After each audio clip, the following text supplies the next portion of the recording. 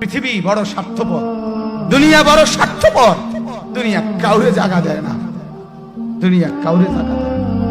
এত মজবুত ফাইলিং করে যেই বিল্ডিং বানাইলাম, দুনিয়া তারে থাকতে দেয় না। যা বেটা যা, যা তুই লাথি দিয়া বাইর করে যা, কবরে যা, কবরে যা। দুনিয়া কাউরে থাকতে দেয় না।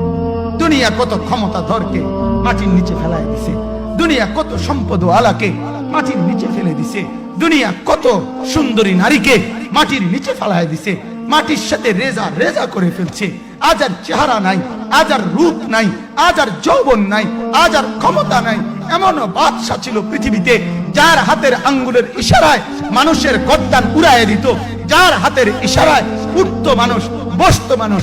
আজ বাদশারা নাই, আজ সম্পদওয়ালারা নাই, আজ মালওয়ালারা নাই। দুনিয়া কাউরে থাকতে দেয় না, কাউরে না দোস্ত, কাউরে দেয় না। দুনিয়া দাদারে আমার থাকতে দেয় নাই। আমার দাদারে আমি দেখছি, আজ আমার দাদা নাই। আমার নানারে আমি দেখছি, আমার নানা নাই। আমার দাদিরে আমি দেখছি, আমার দাদি নাই।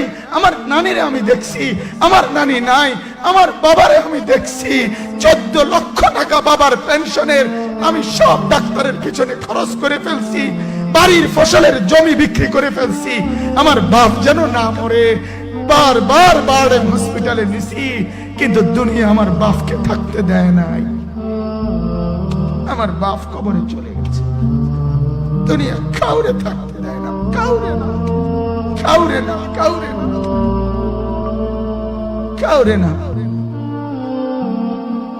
আমার বাপ দুনিয়া কাউরে থাকতে দেয় না। তুমি থাকবা না, তুমি থাকবা না।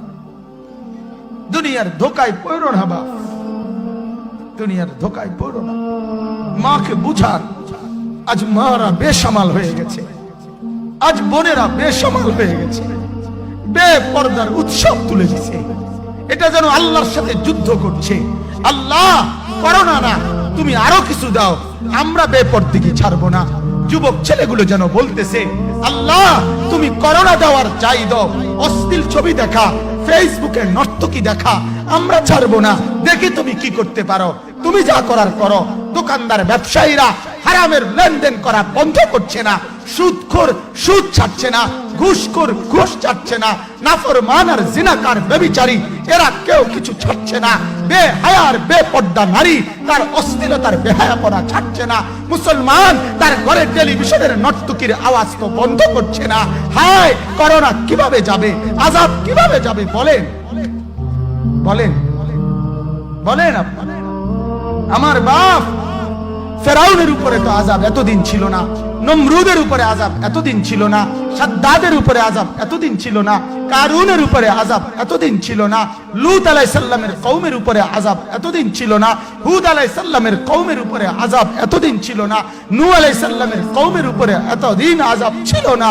আজ আমরা মালিককে এই পরিমাণ নারাজ করছি, মালিক এত বেশি নারাজ। আজ 1 বছর হয়ে গেছে, 1 বছরের চাইতে বেশি হয়ে গেছে, কই করোনার মহামারীর আযাব তো যাচ্ছে না, গেছে গা বলে। আমাদের লক্ষ লক্ষ বাচ্চার পড়ালেখা বন্ধ, এরা নষ্ট হওয়ার চূড়ান্ত পর্যায়ে পৌঁছে গেছে। মোবাইল এদেরকে শেষ করে দিছে, লক্ষ লক্ষ ছেলে। গতকালকে এক মা আমার আত্মীয় ফোন দিয়া বলতেছে, সকাল 10টায় বাচ্চাটা ঘর থেকে মোবাইল লইয়া বাইর হইছে, রাতের 10টায় মা তারে ফোন দিয়া বলছে, বাপ ঘরে আসতি না, ভাত খাইতি না। বাচ্চা তারে বলতেছে, তোমার অসুবিধা কি, তোমার সমস্যা কি? মা এই কথা বইলা কাঁদা দিছে যে, শোনেন হুজুর কদ্দুর দোয়া করো। এক বাচ্চা, এক ছেলে, সে যদি তার মাকে কথা বলতে পারে, তার মানে গুনাহ তারে এত মজা দিয়া দিছে, ফেসবুক তারে এত মজা দিয়া দিছে, ইউটিউব তারে এত মজা দিয়া দিছে, নর্তকী তারে এত মজা দিয়া দিছে, গুনার দৃশ্য তারে এত মজা দিয়া দিছে, সে মাকে ধমক দিচ্ছে। রাত 10টা বাজলে কি হইছে, রাতের 3টা পর্যন্ত দেখলে তোমার সমস্যা কি? আমার আখিরাত আমি নষ্ট করলে তোমার অসুবিধা কি? আমার জাহান্নাম আমি ঠিক করে নিলে তোমার সমস্যা কি?